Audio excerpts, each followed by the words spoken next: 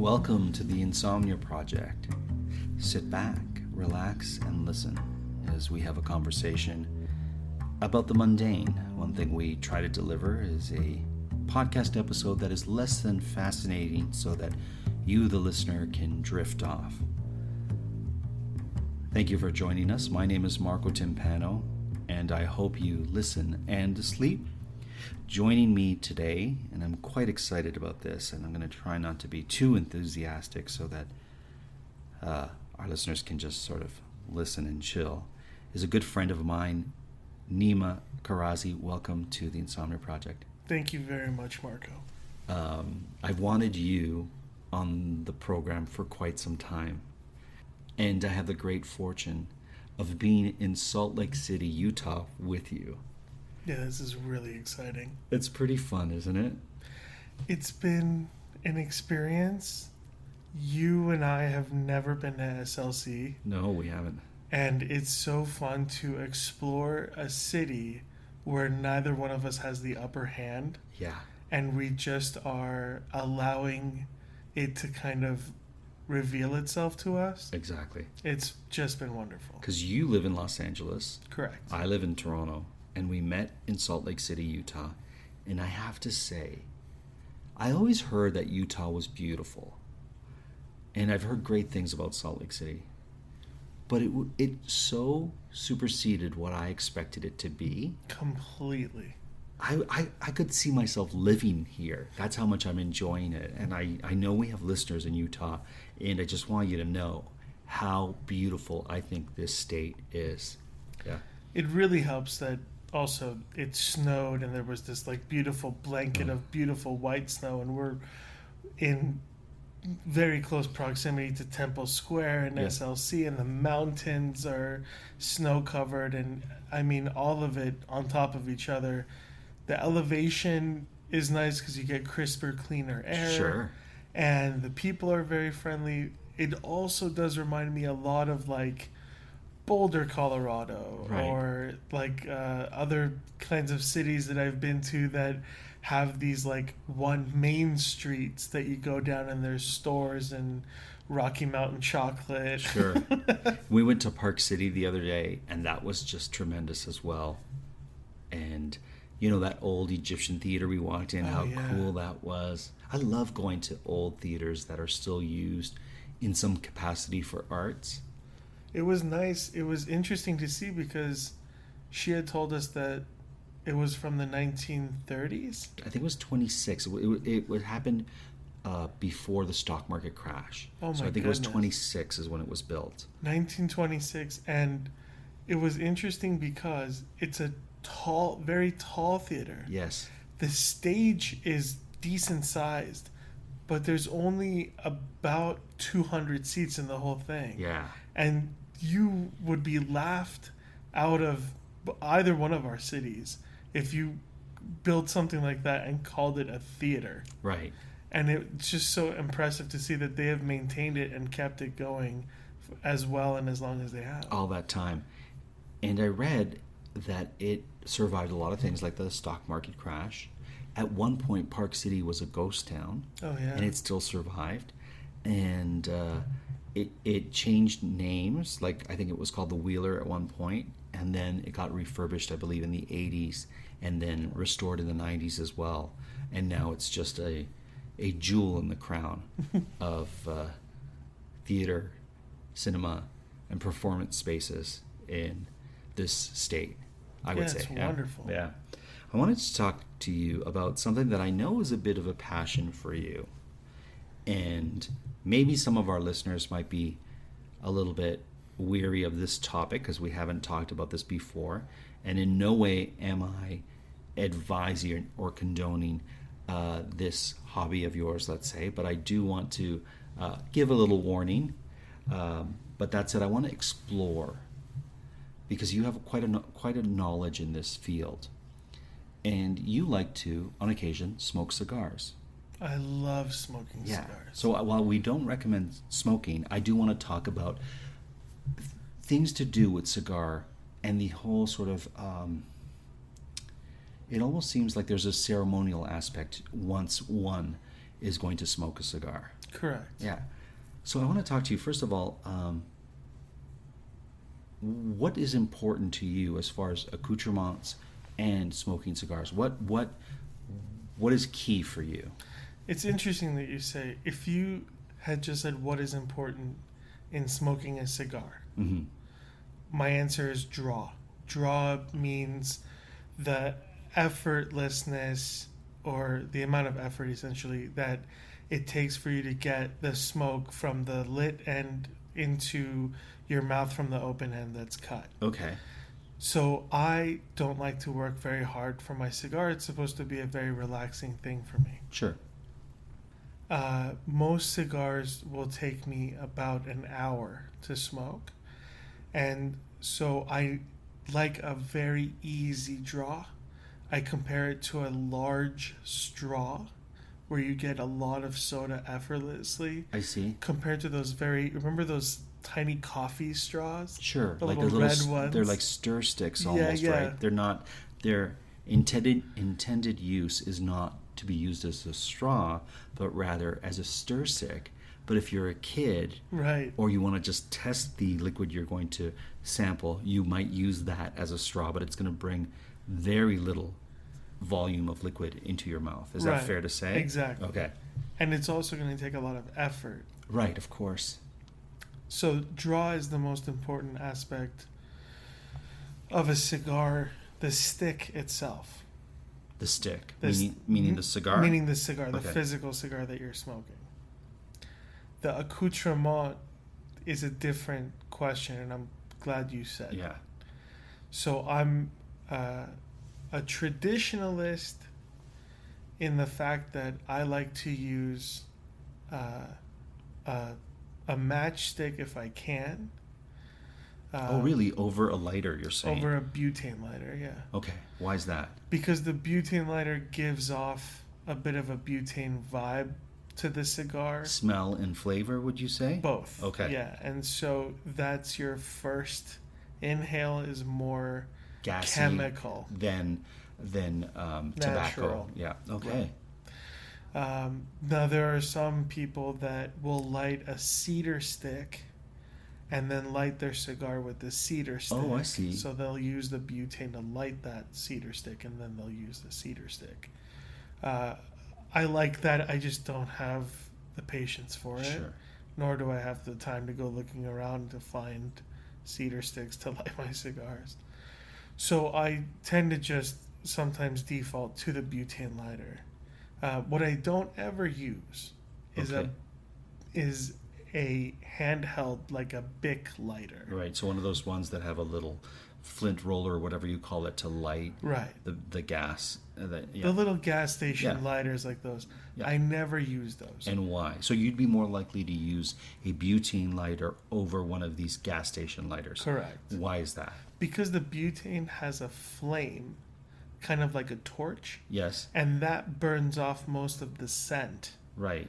And so then you're not getting anything but tobacco flavor and content when you're smoking. Okay. And you're getting a faster, more even burn on the outside of the cigar. Okay. Because it's a hotter flame that you can direct because it comes out to a point, I see. as opposed to a flickering flame that you have to try to maneuver around, Oh, I see. and you have to continuously then rotate your cigar around this butane lighter, which is complicated if your cigar isn't A cigarello or something thin? correct. Okay. Or if it's not a circle, because some cigars are box pressed, meaning it's almost like a circle, but the top and the bottom are flat. So would it be more oval in shape? Or would Almost it be rectangular. almost rectangular. Okay. So I just want, because I'm not a cigar aficionado, I want to take a step back Okay. from where our conversation is. What is the purpose of that cigar guillotine? I don't know what it's called, but you know the Cutter. It's okay, the cutter. What is the purpose of that? And is it important to have a good cutter? And my third question is, what makes a good cutter? Very good questions. So, the purpose of a cutter is to cut off the end that goes in your mouth so that you can draw in the smoke through the cigar. Because if I'm not mistaken, the cigar is wrapped with a tobacco leaf, and the end that you put in your mouth is tapered off almost like a torpedo. And would it mean then it's sealed and you wouldn't be able to get the air through the cigar to continue to give oxygen to the tobacco inside? Is that right? Correct. Okay. Yeah. So that is the exact reason. Okay. So if you watch these old spaghetti westerns or these old like movies with whoever old timey guys in it, Like cowboys and stuff? yeah, these John Wayne flicks, when he goes to buy a cigar, they bite off the end of the stick and they spit it on the ground and do whatever. There's still some cigar smokers that'll bite off the ends of their cigars. Okay. But nowadays you use a cutter. There's different types of cutters and there's different types of cuts. Oh, I didn't know that. There's a straight cut, which looks like a guillotine. It's a circle that your cigar can go through, and you can cut anything from, an eighth of an inch to as half. You cut your cigar in half, essentially, Right. with that guillotine. There's another type of cutter that has a flat back, like a wall to it. It's the same guillotine, but instead of a hole all the way through, there's a wall on one end. Wait, I don't follow. So it's like a guillotine, but instead of cutting straight through the cigar, it does what? The cigar stops at a point. So there's like it's almost like there's a back to it. Okay. So you can't see through it. If you put your finger and nipped it, you would just nick the front like eighth inch of your finger off. So it doesn't chomp all the way through, but rather it cuts a portion from the top and the bottom of the cigar, but leaves some of the cigar intact? No. Okay. So I'm sorry. I know it's fine. It's better to explain it this way anyway. Okay. So the guillotine is basically a circle that you could see through, that you put your cigar through the circle, and the guillotine cuts off wherever you have your cigar set in the middle of this. Okay. The guillotine with a back you cannot see through. I see. So it is a circle where the cigar goes in, but it has a stopper. It has a full back stopper. I see. So you can only cut to where the back is against this wall. So it only allows you to cut a tiny or a proportion that the device wants you to cut. Yes. Okay. Because your cigar will hit the back end or wall and stop, and then you'll cut only that half an inch or a quarter of an inch or whatever it is. So we call that an idiot-proof cutter. I see. Because you're going to get the same cut level, and almost every cigar needs just that much. You don't need to cut a whole inch off. Now, the advantage of the full circle guillotine that you can see through is that if you smoked half of your cigar, yes, and then you got called into a meeting or something, you could then cut off, because the way a cigar is smoked, the cherry of the cigar, the part of it that's burning, is usually in the front inch of the stick. That even though there's ash further out than that, because that's the finished part, the front end of it is burning and causing smoke. Where the red hot embers would be. Right. Okay. So if you finished your cigar, you don't ever tamp it out. Oh, you just leave it in the tray. You never extinguish it like you do a cigarette. No. And why is that? First of all, it's dirty, it's messy. Right. Second of all, the cherry is much bigger, so it would take you a long time to extinguish it, to put every ember out. And third of all, it smells bad, and it causes more of a problem because now you're causing the cherry to move up in the cigar and burn new portions of the cigar. I see. So, some people will smoke a third of their cigar. and then cut their cigar in half past the cherry part and save that to smoke later. Because it's almost like a brand new cigar Correct. at that point, right? Yeah. So you can't do that with the idiot-proof cutter. Right. That's only with the guillotine cutter. I see. I like the idiot-proof because I only smoke one brand of cigar, and that brand of cigar only needs a very tiny sliver cut off the end of it. I see. And if you cut more than that, you have a risk of unraveling the outside, and then you've just ruined Your this cigar. whole stick. Oh, wow. So what do you do in a case of, I don't have the time to finish smoking the cigar, but I haven't gone through enough of it to get rid of the cigar, Yeah. if you have that kind of a cutter?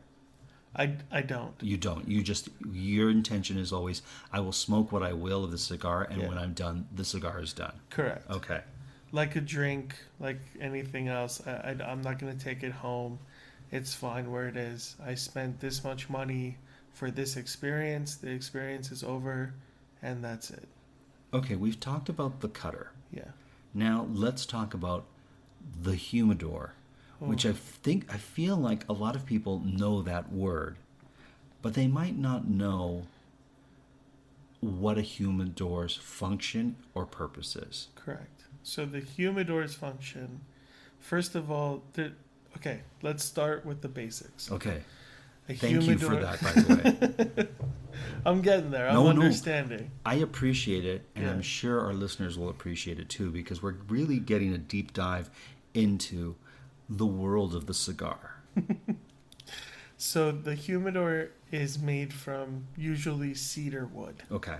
The reason why is because cedar wood absorbs moisture and then keeps things at a specific humidity due to the moisture that it has absorbed. I see.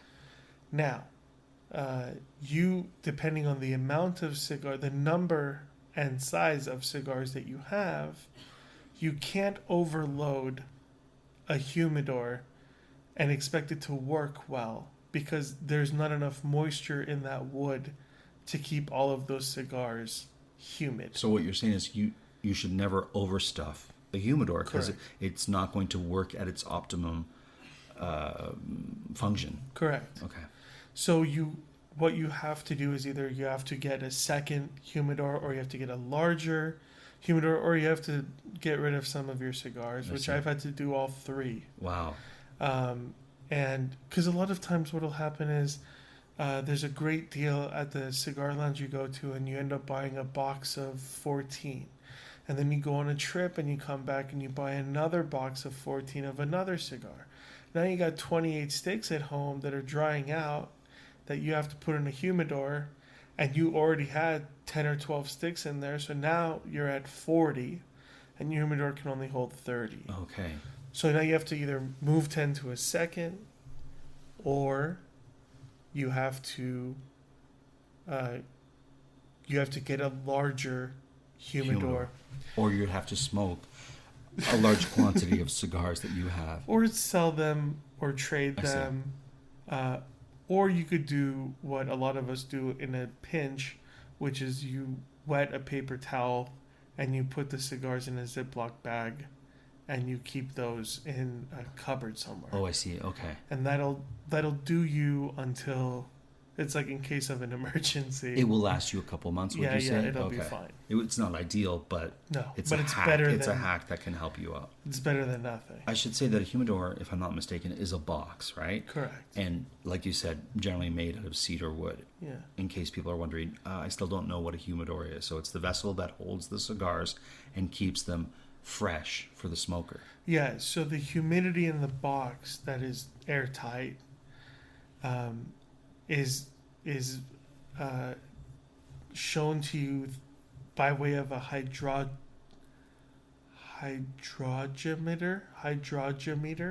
Sounds right to me, my friend. Anyway, it's there's a meter in there that tells you what percentage it's at, and it should be optimally between 70 to 72% humidity. Oh, I didn't even know the percentage. Okay. So that's optimal.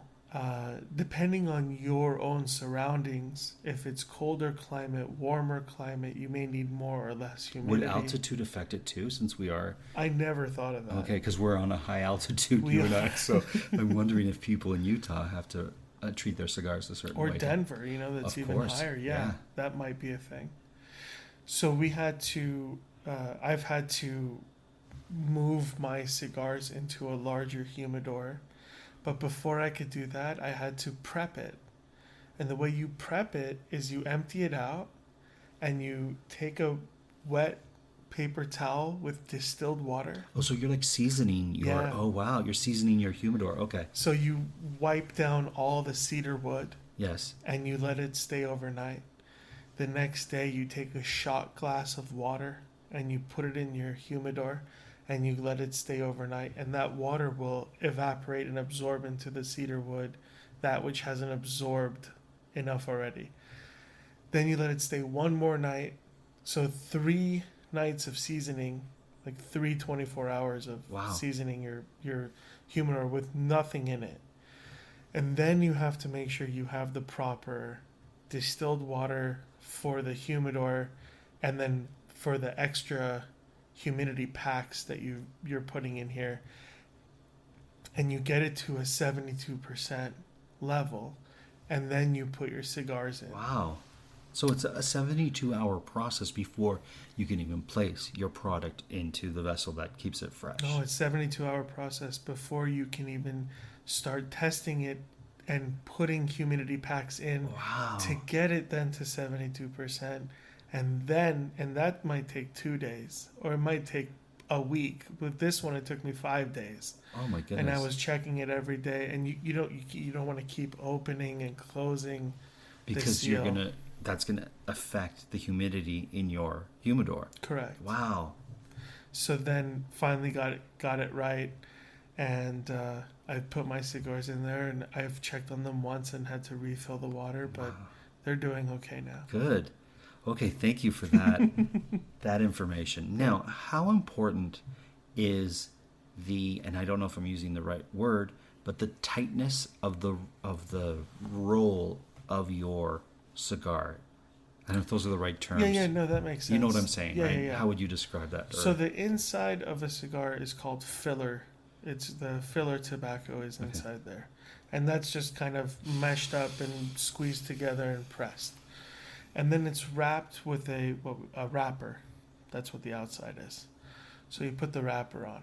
Now, if you have the filler too tight, and then you put the wrapper is always tight around it. But what your question is, yeah. you're really trying to ask, what's the importance of the filler being very tight? Right.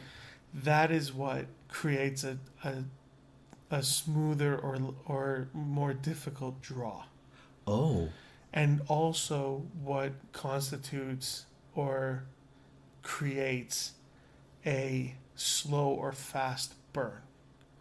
So Okay. if you have a pound of tobacco, I mean, I'm using an outrageous number, but if you have a pound of tobacco in one hand and a half pound in the other, and you make the same sized cigar, the half pound isn't wound as tightly as the pound, and so it will draw much faster. Okay. The same way as if you took a pound of tobacco and you made it loose, it would make a larger cigar. Right. And you made it tight, it would make a smaller cigar. And they might burn at the same rate, but the larger cigar looks like it would burn for longer. Right.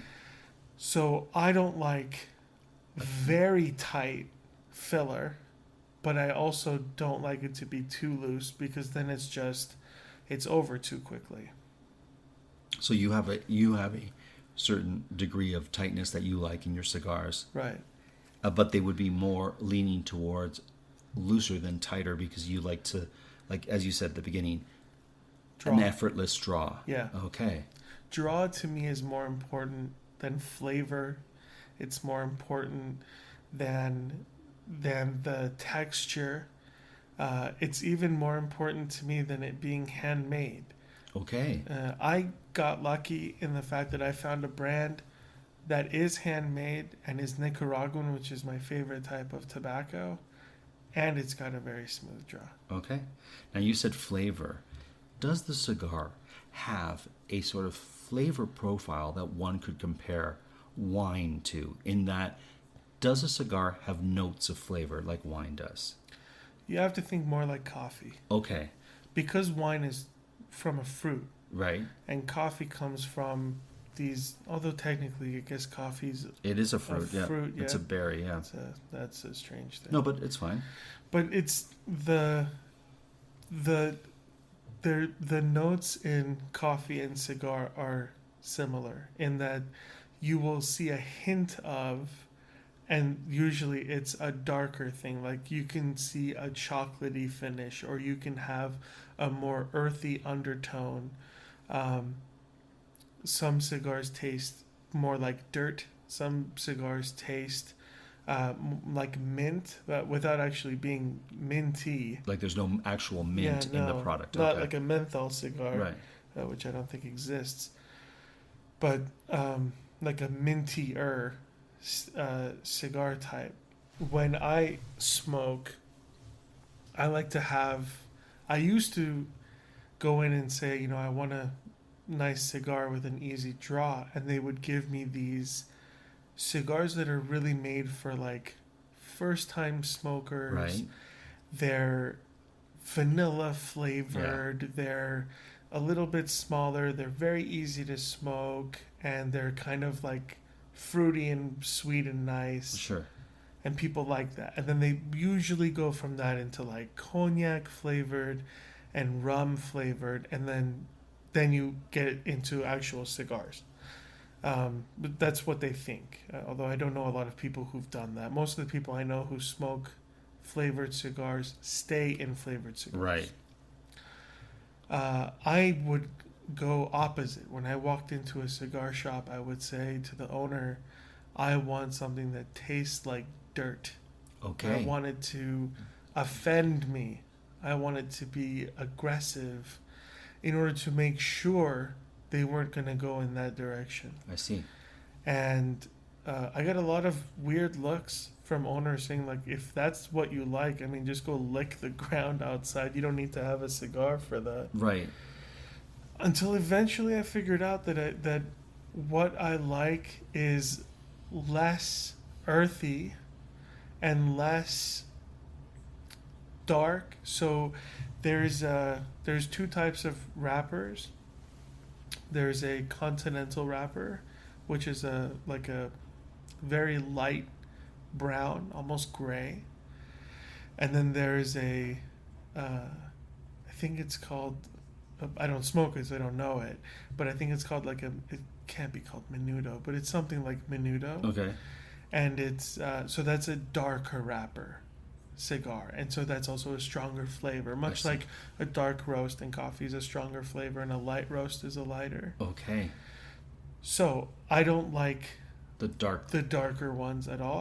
I like a much lighter cigar, and I like so everything about me is just the experience of it more than the actual flavor of a cigar or it trying to pretend to be a different thing. So for me, the non-cigar smoker, if I was to see someone with a cigar that was dark in color, mm-hmm. I could assume that it's going to have darker, richer, harsher flavors like a dark roast coffee. Correct. Okay. Exactly. Oh, wow. So if you're going in to have a cigar as a relaxing kind of vibe, and you just want to chill and talk to your buddy, you should pick one of the lightest cigars in the house. And usually any cigar shop worth its salt will have house blend cigars that are much more affordable. Okay. And if you don't care about a brand name, that's your go-to. They're very affordable and very easy to smoke and light and a good draw and clean. And it makes the shop happy that you are using their local brand. Correct. Well, Nima, I want to thank you. This episode went a bit longer than we usually go, but it was so fascinating to explore. And I know we just sort of chomped off the tip of the cigar world, but it was very informative for me. So I want to thank you for that. Thank you, Marco. Once again, for our listeners, we don't recommend or condone smoking, but we wanted to delve into a world in a topic that I know that you have a lot of experience in, Nima, so thank you for that. As always, we hope you listen and sleep, and as we've mentioned, this episode was recorded in Salt Lake City, Utah.